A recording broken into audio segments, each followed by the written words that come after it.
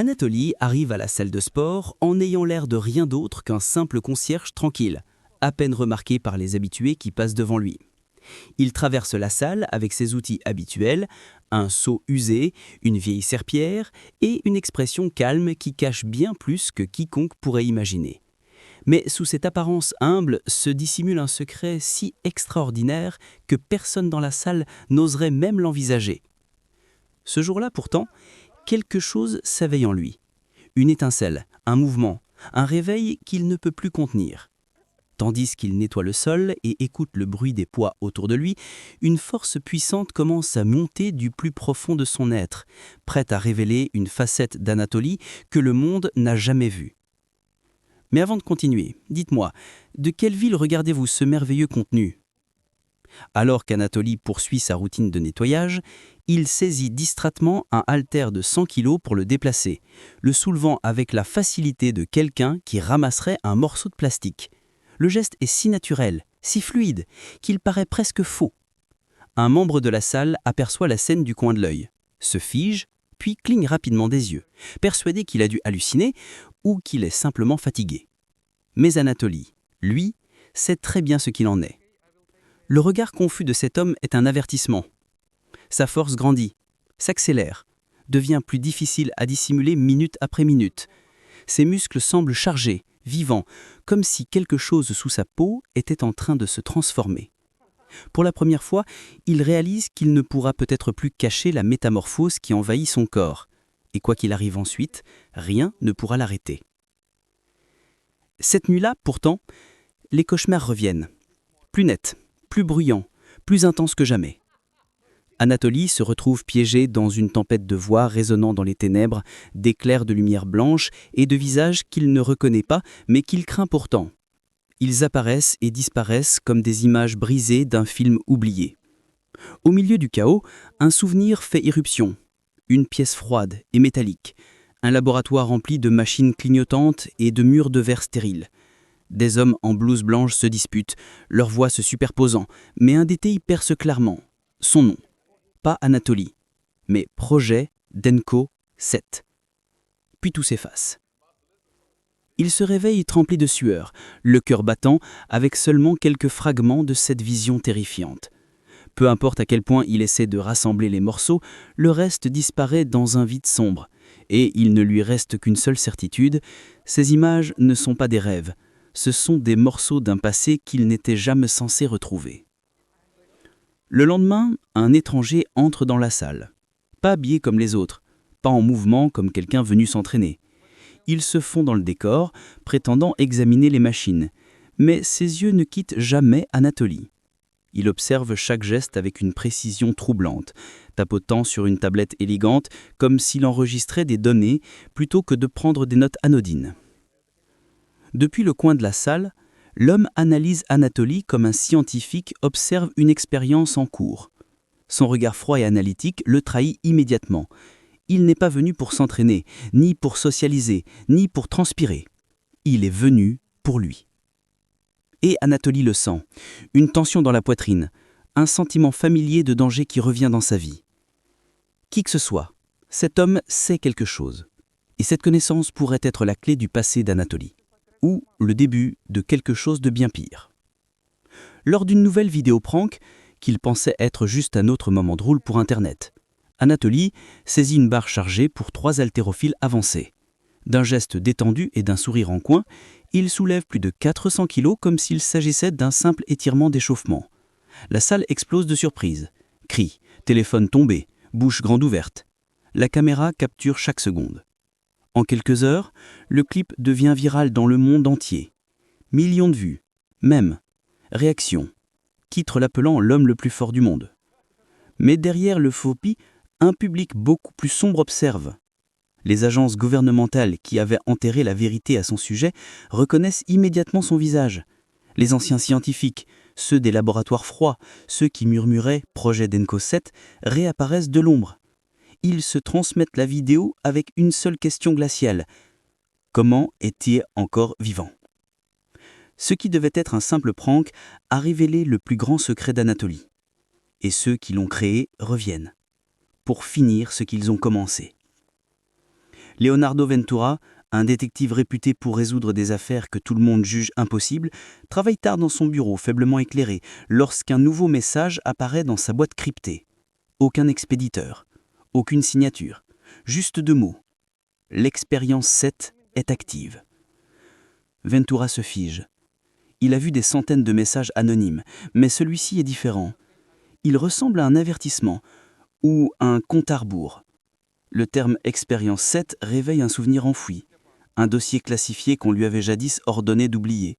Guidé par son instinct, Ventura commence à creuser. Il recoupe des fragments d'informations, compare de vieux rapports, suit des traces numériques que la plupart des enquêteurs ne sauraient même pas détecter. Chaque indice le pousse plus profondément dans un monde de scientifiques disparus, de documents effacés et d'un projet secret que l'on croyait détruit. Un nom revient sans cesse. Anatoly. Un concierge qui soulève l'impossible. Une vidéo virale physiquement inexplicable. Un homme sans passé répertorié. Ventura comprend qu'il ne poursuit pas seulement un mystère, il poursuit la vérité sur une expérience humaine qui n'aurait jamais dû s'échapper. Plongé désormais au cœur de l'affaire, Ventura enfreint toutes les règles. Tard dans la nuit, store fermé, éclairé seulement par son écran, il force l'accès à un serveur militaire restreint, un coffre-fort numérique impossible à pénétrer pour un civil. Il y découvre des dossiers encryptés, beaucoup marqués effacés, classifiés ou protocoles d'urgence. Après des heures à reconstruire des données corrompues, il découvre ce que le gouvernement a tenté de cacher. Une initiative secrète visant à créer des soldats humains améliorés. Manipulation génétique, implants biomécaniques, conditionnement neurologique. Des expériences qui relèvent plus du cauchemar que de la science. Un nom apparaît encore et encore. Vladimir Chwandenko. Un sujet, un prototype, un fantôme effacé de tous les registres officiels. Ventura se redresse, connectant les points. La force, la vidéo virale, les réactions étranges, le passé mystérieux. Tout concorde. Et s'il s'agissait d'Anatoly ? Et si le discret concierge n'était autre que Vladimir Chwandenko, l'un des soldats augmentés du projet Denko ? Alors Ventura ne traque pas un homme, il traque une âme que le gouvernement a perdue. Peu après, des SUV noirs apparaissent partout où Anatoly se rend. Au début, il croit à une coïncidence. Les mêmes véhicules garés près de la salle, puis près du marché, puis près de l'immeuble où il dort. Mais bientôt le schéma devient évident. Leurs vitres teintées, leurs plaques identiques et leurs mouvements synchronisés révèlent une vérité glaciale. Il est traqué. Une nuit, alors que les voitures s'approchent un peu trop vite, les instincts d'Anatoly se déclenchent. Il court, pas par peur, mais parce qu'il ne comprend pas ce qui se passe dans son propre corps. À chaque pas, chaque souffle, chaque montée d'adrénaline, sa force grimpe encore. Il saute par-dessus des obstacles impossibles, brise des barrières sans le vouloir, laisse des fissures dans le sol là où ses pieds atterrissent, mais cette puissance a un prix. Ses muscles se contractent sans contrôle, sa vision se tourble, son cœur bat comme une machine déréglée. Plus la poursuite s'intensifie, moins il se sent humain, comme si quelque chose de profond, de brut, de violent se réveillait en lui. Anatoly ne fuit pas seulement les voitures noires, il fuit la partie de lui qu'il ne peut plus maîtriser. Le docteur Mikhail Orlov, un nom effacé de toutes les bases de données officielles, supposé mort ou exilé, sort enfin de l'ombre. Il se présente à Anatoly, non avec agressivité, mais avec l'autorité froide et d'un homme qui a déjà joué à Dieu, et qui est prêt à recommencer. Son visage est marqué par les années, par les nuits sans sommeil, et par le poids de ses péchés. Sa voix, elle, reste tranchante, précise, dangereusement calme. Il dit la vérité à Anatoly. Il n'a jamais été un simple concierge. Il n'a jamais été destiné à une vie normale. Anatoly est l'un de ces êtres améliorés, produit d'un programme clandestin visant à dépasser toutes les limites humaines. Leurs corps ont été modifiés, leurs esprits remodelés, leurs identités effacées. Mais le projet ne s'est pas terminé comme prévu. Orlov explique, avec un mélange étrange de regret et de fierté, que les 6 autres sujets n'ont pas suivi le même chemin. Certains ont fui, disparaissant au-delà des frontières. D'autres ont laissé derrière eux uniquement destruction. Et quelques-uns ont perdu la raison écrasés par le pouvoir injecté dans leur ADN. Anatoly écoute en silence, tandis que toute sa vie s'effondre. Il n'était pas un hasard, ni un mystère, ni un miracle. Il a été fabriqué.